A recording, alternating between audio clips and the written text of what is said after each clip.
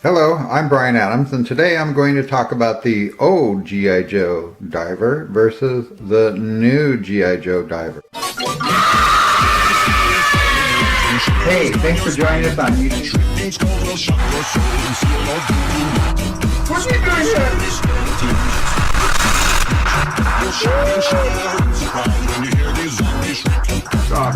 Oh, across the land, and my stick is shot at hand. Okay, so here's something I don't really fully have the information, but I'm going to cover here. Now these are the shoes.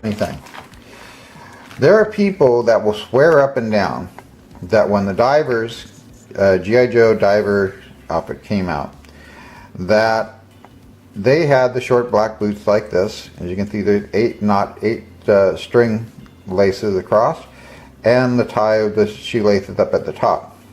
They will swear that the back of the boot, and you didn't see it on the reproduction over here. Okay, they will swear that they had a notch like this. See how that notch is?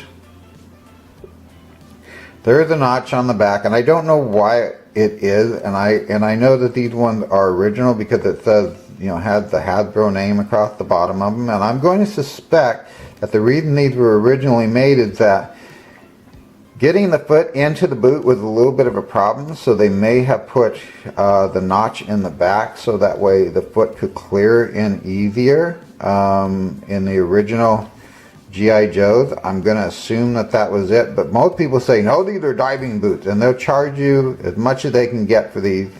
They'll go onwards up to $20 for them. But technically, as you saw within here, did not look like that.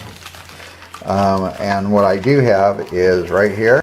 So for my collection, from what I remember off the original, it was boots like this. And these are Hasbro boots. Make sure that they're right and left. You see how they curve? And they curve the opposite way. These are the metal, and these are metal originally.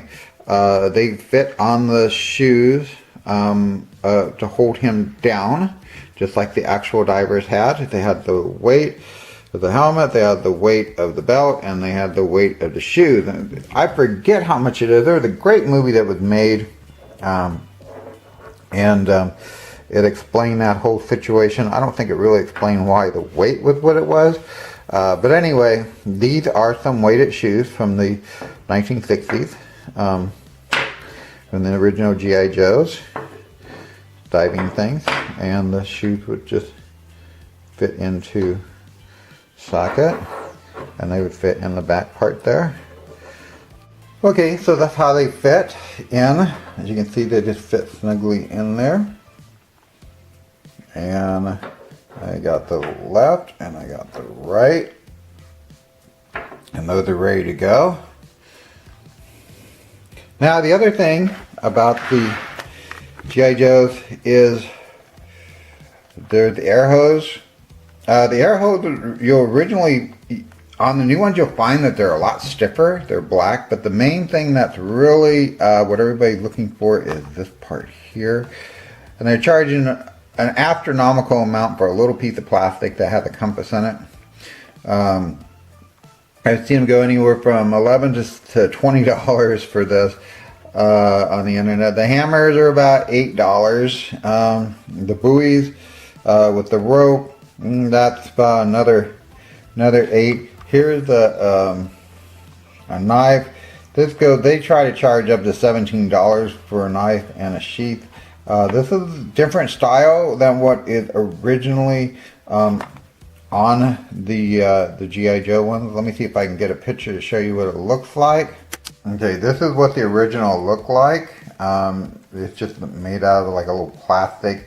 There was elastic that ran around the top there, and there's elastic that goes around the little part that protrudes out, and then there was the little knife that went in it, and that's what the original looked like on the deep sea dive.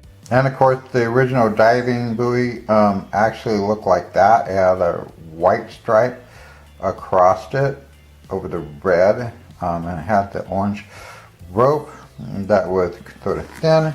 And this one here had the double blue, dark blue around it versus the way it used to look. As far as the hammer, the original hammer with all brown and with the dark, and the new one is that of metal looking, and then it gets dark black toward the bottom. For my victim for this, I'm actually going to use a used G.I. Joe that I picked up that is a reproduction G.I. Joe. He's been waiting around. He's in pretty good shape. So here's my figure. He's in. It is pretty tight around here as far as the fitness and the elastic around the joints and around the legs. Like I said, the feet weren't really protected because they did have rivets there, and so did the hand. And here's the neck area. Now I'm going to put the first part in that is the difficult part, which is, let me turn off the camera and I'll get that part. Okay, the outfit fits pretty much exactly the way the original did.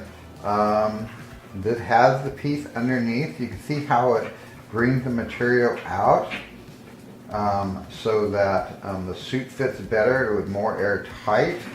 And then this piece here would fit over and pop up like that. Okay, and then the helmet, like I said, figure in this way and start closing them up. Let me line them up here.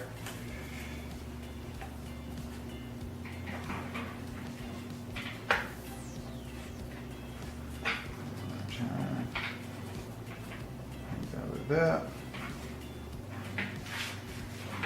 And then you can open this up and aim his head a little bit better, the way you want his head to be. And let me show you that a little bit more. I've got the belt on the front. The crisscross part comes to the front, like this one. But see the space that I was talking about right in here that I didn't like? Here it is. Suit fits nice and flush all the way around on this figure, which made it much nicer. I wish Hasbro had done that. Cost-wise, it probably would have cost a lot more. Alright, so there's what that looks like. Let me get on the shoes next. Back up a minute so I can put the his cap on. And I've got his shoes on. Okay, so there he is. There's everything on him except for the knife. The hose isn't hooked up to him, and he doesn't have a buoy hanging over his head, and he never really held the hammer really well anyway. Always had it by his side. That's a reproduction suit. Well, we covered everything, what everything is, but that's what the suit would look like if it had the original helmet on it. And here's the new one, like we said. And that much covers it. Oh, there is one really cool other thing that they did. They put in here for the 35th anniversary is a coin that is actually metal.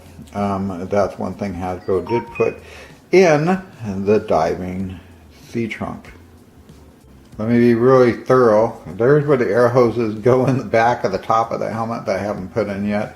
And you can see this is what the back of the outfit looks like. Okay. If you're wondering, since you're not seeing it here, that's the back. That's how it goes. The crisscross goes in the front and the straightness goes in the back. Okay, so let me cover this. I told you I would explain, and this is the reason. The reason I went with this new deep sea diver outfit is because the old one I had, in the area of the suit, there were parts that it was very hard. It also had parts that seemed fragile, and also I was getting a lot of flaking from the rubber that was inside of it, so that would fall into the glove or fall out of the suit if I had pulled the character out, pulled the G.I. Joe out. So I figured with this one, it would at least last within my lifetime, and I know that the fabric is good. It's not going to come apart anytime soon. So that's the reasoning for going with the new diver suit versus the old. I mean, I could buy one of the older ones and pay a lot of money for it, but then, you know, it would be in that state. The original charm, whenever you were a kid, you always, not only did you like looking at your figure, but you like looking at the artwork or the paperwork or the box or whatever that came with your G.I. Joe. You like seeing all that stuff. This is an actual 1960s G.I. Joe instruction that explain how to put your diver into the suit, and it explained how the helmet and everything fitted. It was just something fun to stare at if you were, like, you know, lying in bed at night and you couldn't play with your G.I. Joe at the time. Anyway, this is something that's nice to have. Like I said, this is one of the original parts of the product. And you can see that it's pretty well detailed. It's pretty nice. Very nice artwork. Gives you all the details about it. But this actual piece was made in 1965 when they Hasbro put this out. So yeah, it's pretty nice to have part of the collection, as well as having the DC diver in the original outfit. So I actually always like to display this behind the diver.